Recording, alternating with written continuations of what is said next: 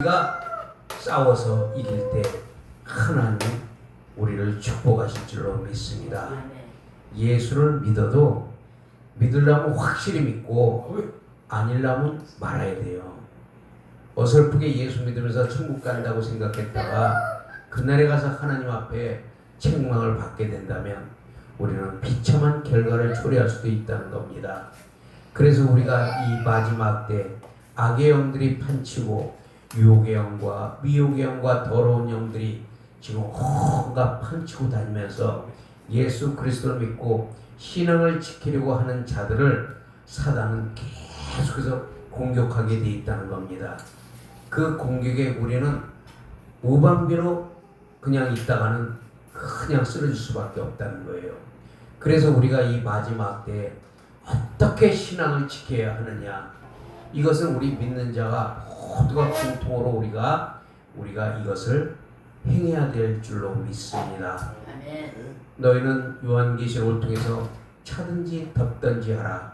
너희가 차든지 덮든지 하지 아니하고 뜨뜻미지근하면 내가 토하여 내리리라. 하나님은 예수를 믿으려면 확실하게 믿고 그렇지 않으려면 말을 하는 거예요.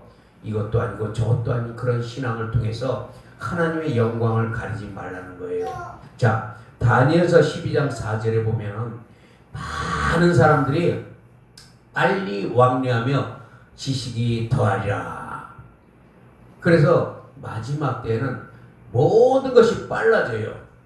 빨라짐과 동시에 그들이 지식이 엄청나게 발달된다고 다니엘서 12장 4절에 말씀하고 있는 겁니다.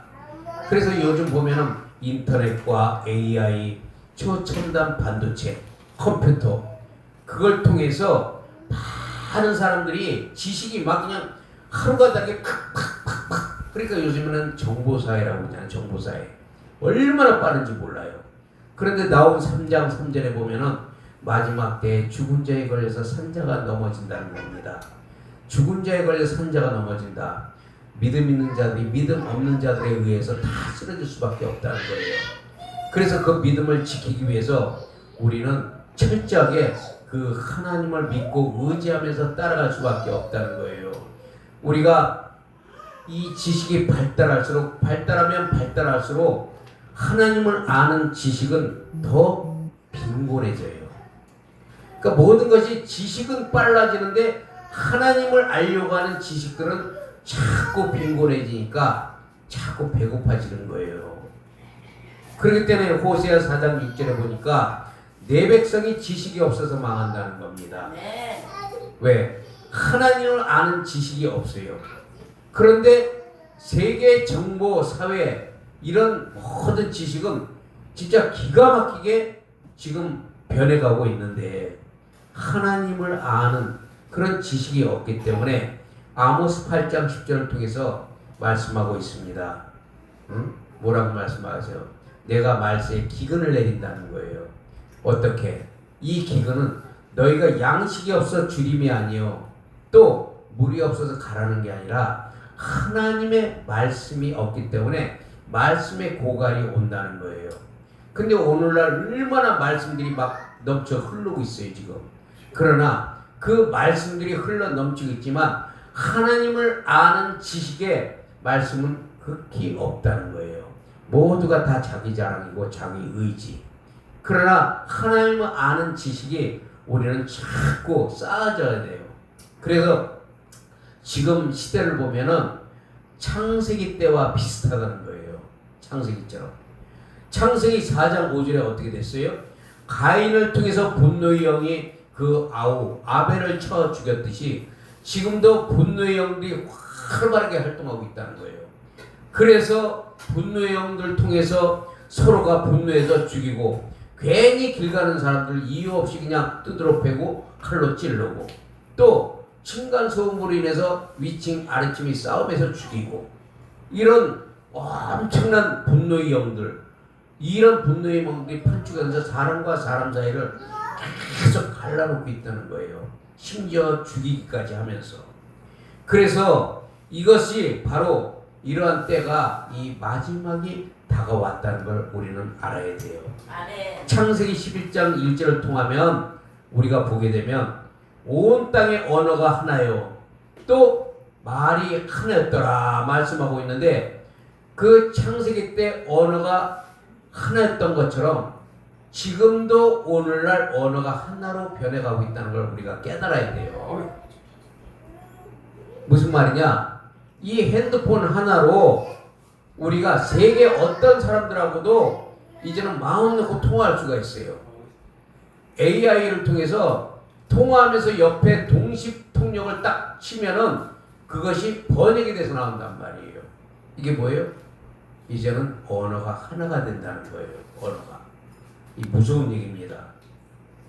그래서 핸드폰 하나로 AI 통역이 동시 통역이 이루어지면서 휴대폰 통화를 하게 될 때 어느 나라가 됐든 우리가 통화를 할 수 있지만 이 모든 것들을 우리가 볼 때 이제는 주님 오실 때가 다와감으로 전 세계 언어가 하나로 통일되어서 복음이 땅 끝까지 증거되어 있는 때가 바로 지금이라는 거예요. 누구와도 같이 우리는 복음을 증거할 수가 있다는 거예요. 창세기 바벨탑 사건을 볼 때 그들이 언어가 하나였지만 그들이 하나님께 교만하여 그들이 하나님보다 높아지려고 하는 바벨탑을 쌓음으로 해서 하나님이 언어를 다 분산시켜 버렸어요. 그러나 그 분산됐던 언어가 이제 예수님 오시기 전 이스라엘 400년사를 통해서 예수님이 오시기 전에 하나님이 또 언어를 하나로 통합했다는 거예요. 그게 뭐예요? 예수님이 오셔서 복음을 전하기 위해서 헬라어로 언어를 하나로 다 바꿨다는 거예요. 그런데 오늘날은 이제는 인터넷을 통해서 휴대폰 하나로 동시 통역을 눌러버리면 이제는 그때와 똑같이 언어가 하나가 되는 시점이 됐다는 겁니다. 그러므로 우리가 정신 바짝 차리고 우리 믿음과 신앙을 끝까지 지켜야 하는데 주의 종들은 자기의 의 그리고 자기 자랑을 앞세워서 헛된 것을 자랑하고 거짓 예언으로 미혹해 하는 음녀의 영을 통해서 생명의 말씀 영혼을 살리는 일에는 비슷하게 하지만 엉뚱한 길로 인도하고 교회들은 각종 프로그램과 컨퍼런스 각종 행사를 통해서 돈을 받고 또 방송과 기도운동 이런 식으로 돈을 받아가면서 교회를 유지해 가려고 하는 그런 인간의 육체를 행하기 때문에 예수 그리스도의 보배로운 피를 증거하며 성령의 도우심을 받게 하는 그리스도의 능력을 나타내지 못한다는 거예요. 그래서 예레미야 14장 14절에 보니까 여호와께서 내게 이르시되 선지자들이 내 이름으로 거짓 예언을 한다는 거예요. 나는 그들을 보내지 아니하였고 그들의 명령하지도 않았는데 그들이 거짓 계시와 점술과 헛된 것과 자기 마음의 거짓으로 너희에게 예언하는도다. 무슨 말이에요? 하나님이 말씀하시지 않았는데 하나님이 말씀했다 하면서 거짓 계시나 거짓 예언으로 또는 내 생각을 통해서 하나님 말도 안 했는데 집사님, 권사님, 장로님 하나님께서 이렇게 말씀하셨습니다 하고 거짓말로 유혹을 한다는 거예요. 그래서 미혹에 다 빠져들게 만든다는 거예요. 그래서 성도들의 길을 달달하게 하고 성도들의 즐거운 말만 해주니까 성도들이 전부 거기에 의지가 돼버리는 거예요. 좋은 말만 하니까. 하나님의 말씀은 있는 그대로 우리가 찔러 쪼개야 된다는 거예요. 뭐를? 영을. 그래서 히브리서 4장 12절에 하나님의 말씀은 뭐라고 그래요? 관절과 골수와 영과 혼과 골수를 찔러 쪼개기까지 한다. 영을 찌르는 말씀이 나와야 된다는 거예요. 기분 좋은 말을 하지 말고 영을 찔러서 그들의 영혼을 살려야 된다는 겁니다. 사도행전 5장 17절에서 20절에 보니까 대제사장과 사두개인이 당파가 다 마음에 끌어내어 이르되 가서 성전에 서서 이 생명의 말씀을 전하라. 제자들이 사도들이 감옥에 갇혔단 말이에요. 예수 그리스도의 복음을 증거하기 위해서. 그러니까 갇힌 그들을 하나님은 또 주의 종들을 끌어내서 옥에서 끌어내서 생명의 말씀을 전하라. 사도들 즉 하나님의 복음을 전하는 자들은 이 생명의 말씀을 우리가 전해야 된다는 걸 믿으시기 바랍니다. 그럴 때 하나님이 옥중에서도 끌어내시고 우리에게 어떠한 장애물도 다 하나님이 다 막아주시고, 그렇게 해서 하나님은 생명의 말씀을 전하게 하시는 걸 믿으시기 바랍니다. 선지자들과 주의 종들은 바로 이 생명의 말씀, 이 복음을 전해서 영혼을 깨우고 그들을 멸망으로 가는 길에서 끌어내야 함에도 불구하고 광야에 외치는 자들이 지금은 극히 적다는 거예요. 하나님의 생명, 그리스도의 복음, 성령님의 지배를 받을 수 있도록 우리는 최선을 다하는 게 주의 종들의 본분이라는 거예요. 이 마지막 때 성령 충만 받아서 주의 종들은 성도들을 멸망으로 가는 데서 끌어내고 생명의 말씀을 전해서 그 생명의 말씀을 통해서 그들이 마지막 때 이길 수 있도록, 승리할 수 있도록 최선을 다하라는 거예요. 그게 맡은 자의 충성입니다. 마지막 때는 분노의 영과 미혹의 영과 유혹의 영을 통해서 믿는 자를 쓰러뜨리고 넘어뜨리며 결국은 멸망의 길로 끌고 가려 하는데, 유다서 1장 19절에는 이 사람들은 분별을 일으키는 자며 육에 속한 자며 성령이 없는 자들을 통해서 믿는 자를 핍박하고 멸시하고 괴롭히는 것은 믿지 않는 자들이 아니라 예수 믿는 자들을 통해서 성령 받지 못하고 육에 속한 자들이 믿는 자들을 쓰러뜨리는데, 이 배후에는 사탄 마귀가 조종하고 있다는 거예요. 그러니까 예수 믿는다고 그걸로 우리가 끝나는 게 아니에요. 예수 믿는다 하면서 그들이 어떻게 해요? 믿는 자들, 믿음 있는 자들을 쓰러뜨린다는 거예요. 그들이 누구예요? 육에 속한 자들. 육신에 속한 자들은 성령을 속한 자들을 계속해서 핍박하고 조롱하고 멸시하고 쓰러뜨리는데, 차라리 믿지 않는 사람들은 예수 믿는다 그러면 그래 열심히 믿어 이런 소리라도 하지. 그런데 교회 안에 있는 자들이 그렇게 아주 그 사악한 그런 짓을 한다는 것은 육에 속한 자들이 성령을 받은 자들을 핍박하게 돼 있다는 거예요. 그래서 우리가 유다서 1장 20절에 보니까 너희는 너희 지극히 거룩한 믿음 위에 자신을 세우며 성령으로 기도하며 하나님의 사랑 안에서 자신을 지키며 영생에 이르도록 우리 주 예수 그리스도의 긍휼을 바로 기다리라는 거예요. 어디서?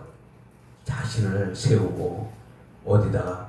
거룩한 믿음 위에 자신을 세우고 성령으로 기도하고 사랑 안에서 자신을 지켜가면서 영생에 이를 때까지 우리 주 예수 그리스도의 긍휼을 기다리라는 겁니다. 하나님의 이 마지막 때 우리 믿음과 신앙을 지킬 수 있도록 방법을 제시하고 있다는 거예요. 그 첫 번째가 뭐예요? 예수 그리스도의 보혈을 의지하는 겁니다. 예수의 피는 이긴 자의 생명, 하나님의 영원하신 생명이요, 그 피는 우리를 정결케 하며 우리를 소망 중에 이끄시고 우리 안에 성령으로 임하여 연합하고 계신 바로 보배로운 피라는 겁니다. 누구든지 어떤 죄를 지었어도 이제는 담대하게 그 피를 가지고 하나님 앞에 나와서 그의 피를 힘입어 간구하면 하나님은 그 피를 보시고 우리의 모든 죄를 죄 없다 인정하시고 그 죄를 돌아보지 않으신다는 거예요. 그리고 용서하신다는 겁니다. 그렇기 때문에 우리가 무슨 죄를 지었든 그 죄를 계속해서 우리가 담고 있으면 항상 신앙생활 하면서도 주눅이 들어서 얼굴이 항상 어두워 있어요. 왜? 예수 믿어도 어둠 가운데 있다는 거예요. 그래서 그 죄는 계속해서 우리 속에서 너 이런 죄를 지었잖아 하고 참소를 하게 된다는 거예요. 그 자꾸 참소하면서 나를 찌르니까 나는 어쩔 수 없는 사람, 나는 할 수 없는 사람, 이판사판 어차피 죄 지었는데 한 번 더 진다고 사랑의 하나님이 용서 안 해주겠냐? 너 하나님 그렇게 생각하지 않는다는 거예요. 하나님은 우리가 사랑의 하나님이지만 무섭고 두려움의 하나님이라는 걸 우리가 믿어야 된다는 거예요. 그래서 우리가 그 예수 그리스도의 보배로운 피를 힘입어 하나님 앞에 나가면 우리는 그 하나님의 사랑 안에서 모든 것을 사함받고 감사하며 평안과 소망을 누릴 수 있다는 거예요. 그 예수 믿는 사람들은 항상 소망이 있고 평안이 있어요.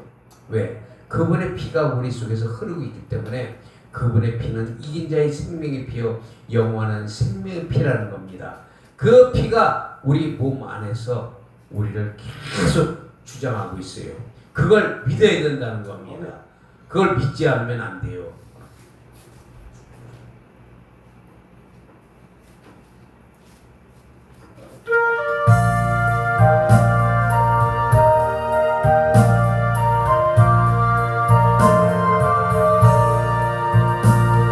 샘물과 같은 보혈 주님의 피로 나 보혈의 죄를 씻음 정하게 되겠네. 정하게 되겠네. 정하게 되겠네.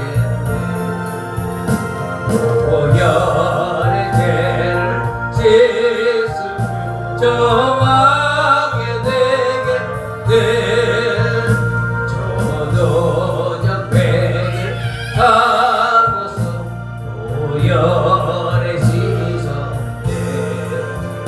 저도적 같은 이 몸도 죄 씻기 원하네. 죄 씻기 원하네. 죄 씻기 원해.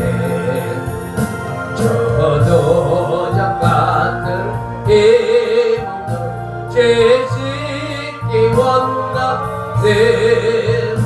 죄속감 받은 백성 영생을 얻게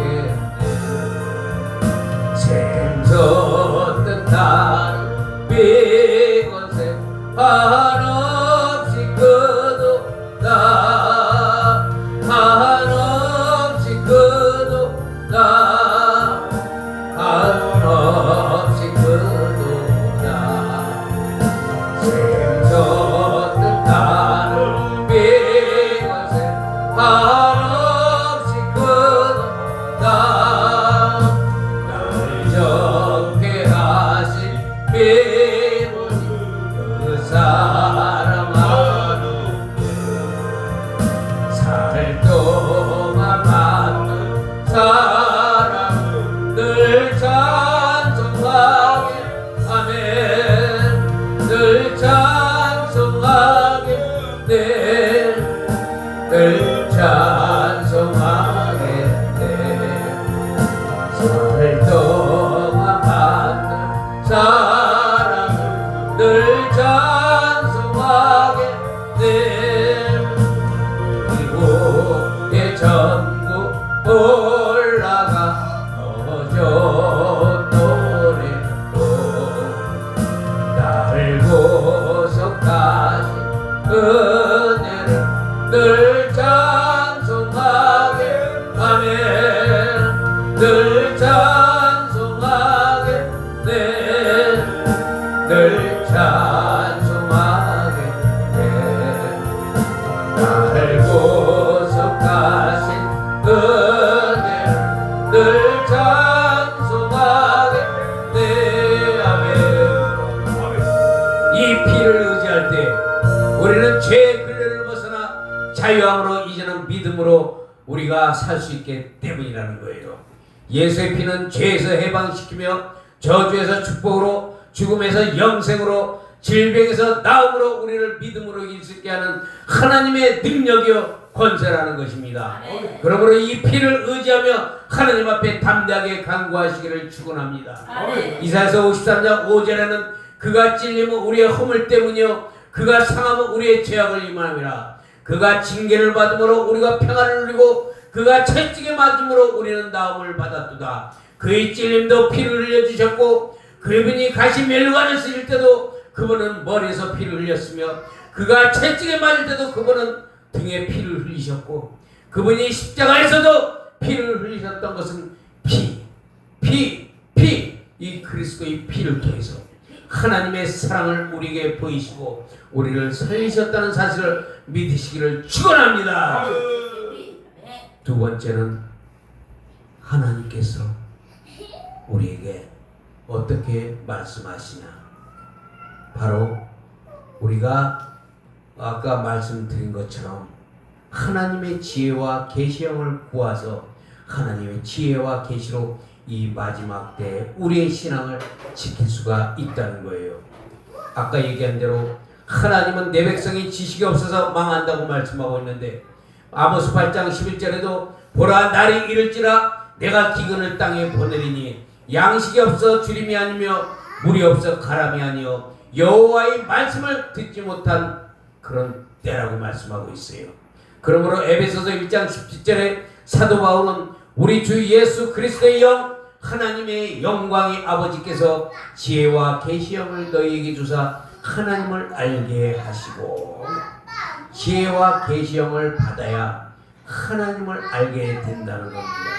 그리고 19절에는 그의 힘의 위력으로 역사하심을 따라 믿는 우리에게 베푸신 능력이 지극히 크심이 어떠한 것을 너희로 알게 하시기를 구하노라 라고 말씀하고 있다는 거예요. 다시 말해 지혜와 계시형을 구하면 그분을 알게 하시고 그분이 알게 하시는 것을 구하고 믿으라는 겁니다.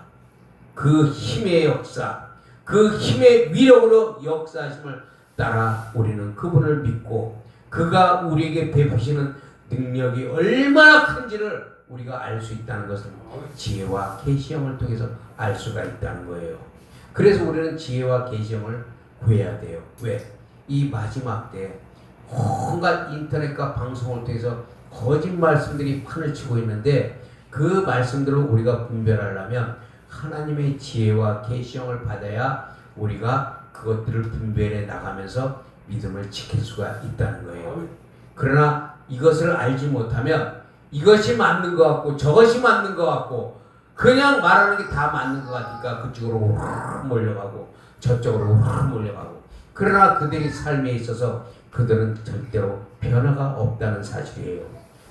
쫓아다니는 사람들 보면 거의 성령의 변화가 없어요.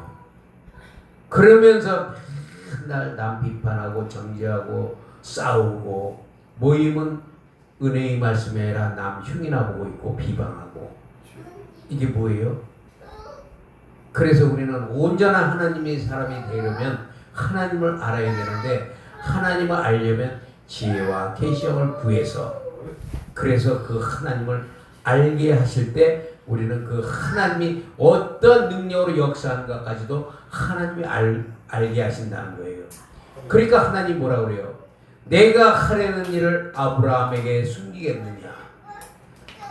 내가 선지자에게 내가 하는 일을 어떻게 하겠다는 것을 나는 다 알린다는 거예요. 성령 받은 자에게는 하나님께서 알려주신다는 겁니다. 내가 너를 통해서 어떻게 하시겠다. 내가 너를 통해서 너를 어떻게 쓰겠다. 다 지혜와 계시형을 통해서 하나님이 알게 하신다는 거예요. 그러므로 우리는 걱정할 거 없어요. 그분의 지혜와 계시형을 통해서 장차 되어질 일도 우리가 알고 미리 대처하기 때문에 그래서 주님이 오실 때가 가까워졌다 그러면 우리는 더 무릎 꿇고 기도하면서 그분 앞에 우리는 매달린다는 거예요. 그러나 그것을 알지 못하고 분별하지 못하는 자들은 전부 다 좋은 게 좋은 거예요. 그냥 예수 믿으면 다 끝났어. 이러니까 신앙생활이 제대로 되지를 않는다는 거예요. 신앙생활은 항상 긴장하고 있어야 돼요. 긴장. 마치 우리가 전방부대를 나가면 적군이 언제 쳐들어올지를 모르기 때문에 그 적군들이 쳐들어올까봐 초병들이 초소에서 날마다 지키고 있다는 거예요. 24시간 교대해 가면서 적들이 언제 넘어올까? 언제 적들이 또 포탄을 날릴까? 마찬가지로 우리도 오늘날 영적 세계에 있어서 그 영의 세계를 아는 자들은 준비한다는 거예요. 너희는 때를 준비하라고 그러잖아요. 때를. 그 때를 준비해서 너희는 신랑 맞을 준비를 하라고 하나님은 말씀하고 있다는 거예요. 그러나 알지 못하면 전부 달달한 소리에 속고 그냥 좋은 일에만 다 속아 넘어간다는 거예요. 그러니까 우리는 그렇게 하면 안 돼요. 하나님께서 나를 향해서 어떻게 하실 건가, 그리고 장차 이 세계가 어떻게 돌아갈 것인가 다는 알려주지 않지만 하나님은 계시를 통해서 조금 알려주신다는 거예요. 왜? 다 알려줘 버리면 내가 교만해 버리니까. 나는 다 알아 이제. 다 아니까 막 떠들고 다녀. 그래서 하나님은 그런 걸 원하지 않기 때문에 우리에게 조금 계시를 보여주시면서 표적과 징조를 나타내신다는 거예요. 지금 이 세상 돌아가는 거 봐요. 아직 마지막 때라고는 하지만 진짜 마지막은 안 왔지만, 그러나 경고의 마지막은 지금 시작되고 있다는 거예요. 이 경고의 마지막 때를 우리가 깨달아 있어야 돼요. 깨달아야 돼.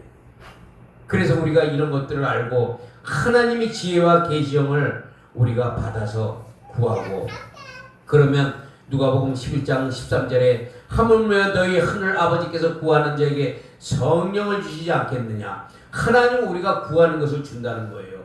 근데 계시와 지혜의 영을 구하면 반드시 하나님은 우리에게 준다는 건데, 계시와 지혜의 영을 구하는 자는 극히 없다는 거예요. 전부 말씀들을 교회 와서 듣고 갈 뿐이지 우리가 구하지 않기 때문에 하나님은 역사하지 않는다는 겁니다. 그러므로 우리가 하나님께 지혜와 계시형을 구하면 하나님은 반드시 주실 것이요, 출애굽기 28장 3절에 너는 무릇 마음에 지혜 있는 모든 자 곧 내가 지혜로운 영으로 채운 자들에게 명하여 아론의 옷을 지어 그를 거룩하게 하며 내게 제사장 직분을 행하게 하라. 어떤 자에게? 지혜의 영, 지혜의 영으로 채운 자들에게 명하여 제사장의 직분을 준다는 거예요. 이 지혜의 영을 통해서 하나님은 직분을 행하게 하시고, 그런데 마지막 때에는 만민이 제사장이에요. 만민이.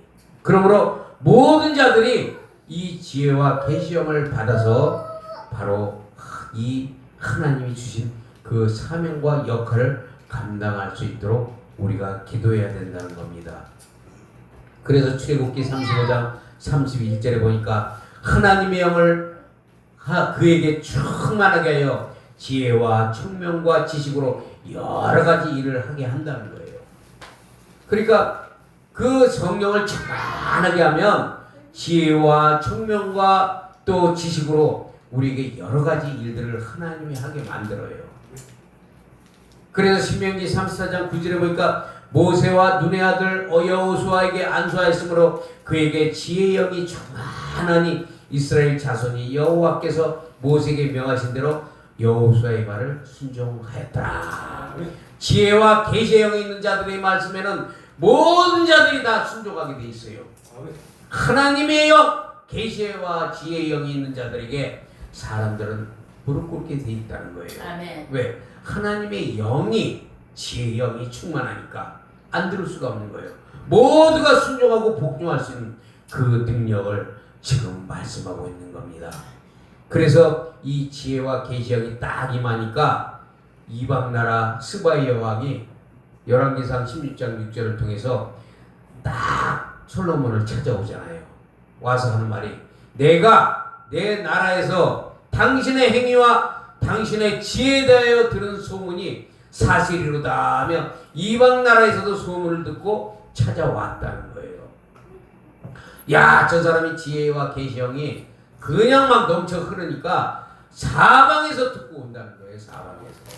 그리고 그것이 사실인가 아닌가 와서 확인을 한다는 거예요. 그러므로 나와 여러분들이 하나님께 기도하여 지혜와 계시의 영이 충만하게 임하면 사람들이 몰려오게 돼 있어요. 사람들이. 그러니까 우리가 일부러 우리가 막 나타내려고 막 할 필요도 없다는 거예요. 많은 사람들이 자기를 나타내려고 엄청나게 노력들 많이 하지만 하나님과는 관계가 없어요. 하나님이 인정하시고 하나님이 그를 높이실 때까지 우리는 기다리면 되는 거예요. 그리고 그분의 역할을 우리는 감당할 때, 때가 되면 내가 너희를 높이리라. 내가 너를 영화롭게 하리라. 이 말씀이 때가 되면 있기잖아요. 때가 되면. 그러니까 우리는 하나님의 때를 기다려야 되는데 내가 여기저기 막 해봐야 소용없다는 거예요. 그분이 하시는 일은 이방 나라에서도 소문을 듣고 찾아오게 돼 있어요. 그러니까 우리가 지혜와 계시형을 충만히 받을 수 있도록 우리는 기도하시기를 바랍니다. 그래서 우리가 욥기서 4장 21절에 보니까 그들은 지혜가 없어서 죽는다는 거예요. 하나님의 지혜가 없기 때문에. 욥기서 26장 3절에는 지혜 없는 자를 참 잘도 가르친다. 그 지식을 잘도 자랑한다. 욥기서 26장 3절에 말씀하고 있어요. 자신들이 갖고 있는 지식으로 가르치고 자신들이 갖고 있는 지식을 자랑하지 말라는 거예요. 많은 사람들이 자신들이 많이 배웠다고 자랑하고 내가 뭐 어디 미국에서 학위를 받았고 신학 박사 학위를 받고 석사를 받았고 내가 대총회장 뭐 그런데 자신들의 지식만이 최고인 것 같이 말하지만 욥기서 28장 18절에 보니까 이 지혜는 벽옥으로도 비길 수 없나니 바로 지혜의 값은 산업보다 귀하도다. 벽옥으로도 우리가 비길 수 없고 산업보다 귀한 이 하나님의 지혜. 그래서 시편 104편 24절에는 세상 모든 만물 곧 우주와 만물을 창조하신 것은 그 하나님의 지혜로 지으셨다고 말씀하고 있습니다. 시편 130편 5절에는 지혜로 하늘을 지으신 하나님께 감사하라고 말씀하고 있고 시편 147편 5절에는 우리 주는 위대하시며 능력이 많으시며 그의 지혜가 무궁하시도다. 이 위대한 하나님의 지혜와 계시형을 구하려면 먼저 하나님 앞에 정직하게 구해야 돼요. 내 목적이 무엇인지, 생명을 살리는 것을 위한 것인지 아니면 나를 위한 건지 분명히 하고 우리가 정직하게 하나님 앞에 구하면 잠언 2장 7절에 보니까 그는 정직한 자를 위하여 완전한 지혜를 예비하시며 또 그 온전한 자의 방패가 되신다고 말씀하고 있는 겁니다. 그러므로 우리가 이 하나님의 지혜와 계시형을 구하기 위해서 밤마다 몸부림치고 기도해야 돼요. 그래서 그러면 이 지혜는 뭐냐? 이 지혜는 계시록 4장 5절에 보면 보좌로부터 번개와 우레소리가 나고 보좌 앞에 켠 등불 7이 있는데 이는 하나님의 7영이라. 이 지혜는 바로 하나님의 7영, 즉 이사야서 11장 2절에 그의 위에 여호와의 영, 곧 지혜와 총명의 영, 모력과 재능의 영, 지식과 여호와를 경외하는 영, 이 7가지 하나님의 영, 즉 하나님이 7가지 계시고 가지고 계신 하나님의 성품 중에 하나인데 예수 그리스도는 이 모든 것들을 다 가지고 계신 하나님이었다는 사실입니다. 그래서 그분은 더 스피릿, 그분은 하나님의 말씀을 가지고 계신 세상을 이기신 분이에요. 그러므로 이 하나님의 7영이 우리 영 안에서 충만하게 운행하실 때 이것이 바로 성령 충만이라는 거예요. 그러니까 우리가 성령 충만이 뭔지를 알아야 돼요. 무조건 우리는 성령 충만 주옵소서 알고 구하는 것과 모르고 구하는 건 천지 차이예요. 그렇기 때문에 성령 충만 물어봐서요. 성령 충만이 뭐예요? 아무도 대답 못해. 아무도 대답 못해. 그냥 성령 충만 그냥 기름 부으심 알려면 확실하게 알아야 돼요. 그래서 하나님의 7영이 우리 안에서 충만하게 운행하실 때 이것이 바로 성령 충만이 되는 것인데 우리가 그분의 성령 충만을 이것을 알지 못하고 무조건 성령 충만 주시옵소서 하고 기도는 해야 되지만 우리가 성령 충만이 무엇인지 알고 기도를 하게 되면 더 쉽게 빠르게 하나님이 역사하셔요. 솔직히 우리가 성령 받았어도 어딘가 부족한 것이 하나 둘씩은 있잖아요. 우리가 성령 받았어도 어떤 사람은 저 사람 지혜가 많어. 또 어떤 사람 막 능력이 나타나. 어떤 사람 막 병만 고쳐. 어떤 사람 막 말씀도 기가 막혀. 다 하나님의 은사를 통해서 각자 필요한 대로 은사를 다 주시지만 그러나 기왕이면 우리가 하나님의 7영의 충만을 받으면 이것이 바로 세상을 이길 수 있는 믿음을 갖게 된다는 거예요. 많은 사람들이 한 가지씩 받아가지고 그것만 자기가 받은 게 최고라고 하기 때문에 넘어지는 거예요. 그러니까 병 고치는 은사를 받았는데 그 사람은 난 병만 고치는 능력 받았으니까 난 능력자다 하면서 다른 거를 무시하는 경향이 있어요. 또 어떤 사람은 예언의 영을 받아가지고 나는 예언을 잘하니까 병 고치는 거를 다 아이고 소용없어. 예언으로 다 풀어. 그러면서 사람들한테 막 예언서 써주고 막 그러잖아요. 하나님이 당신에게 어떻게 하실 것입니다 하면서. 그래서 이 모든 것들이 각자 하나님의 사역을 위해서 다 주시지만 그 모든 것들을 통틀어서 하나님의 7영이 내 안에서 충만하게 역사하면 우리가 예언도 할 수 있고 병도 고칠 수 있고 믿음을 세울 수 있고 능력도 행할 수 있고 다 할 수 있다는 거예요. 다. 그래서 이 7영의 충만을 우리가 구하라는 것은 우리의 부족한 것들을 다 채워서 성령 충만할 때 우리는 말씀만 전해도 말씀을 통해서 병든 자가 고침 받아요. 말씀 통해서. 왜? 하나님의 7영이 충만하게 역사하시니까 말씀을 통해서도 병 고칠 수 있어요. 그러니까 우리가 그것을 우리가 알고 우리가 그 하나님의 지혜와 계시형, 특히 하나님의 7영의 충만, 성령 충만을 구하지만 그 중에서도 지혜와 계시형을 구하면 그 지혜와 계시형을 통해서 다 장차 이루어질 일도 지금 닥쳐 있는 것도 우리가 얽혀 있는 것도 묶여 있는 것도 결박당한 것도 다 보이게 돼 있어요. 왜? 영의 세계로 들어갈 수가 있기 때문에 영의 세계로. 그래서 우리가 그 성령 충만 받고 하나님의 은혜를 우리가 충만히 받으면 그러면 바로 어떻게 돼요? 골로새서 3장 1절의 역사가 나타나요. 어떤 역사? 우리가 위의 것을 찾게 된다는 겁니다. 성령 충만 받으면 우리가 이 땅의 것을 구하지 않아요. 왜? 자동으로 이 땅의 것은 해결이 되거든. 그게 해결이 되기 때문에 결국 우리는 위의 것을 찾게 된다는 겁니다. 그래서 사도 바울은 이 모든 것들을 알 수 있게 깨닫게 하는 지혜와 계시형을 구하라고 오늘 말씀하고 있는 겁니다. 에베소서 1장 17절에 말씀하고 있고 골로새서 1장 9절에 이로써 우리는 듣던 날부터 너희를 위하여 기도하기를 그치지 아니하고 구하노니 너희로 하여금 모든 신령한 지혜와 총명의 하나님의 뜻을 아는 것으로 채우게 해달라고 기도했다는 거예요. 바울이.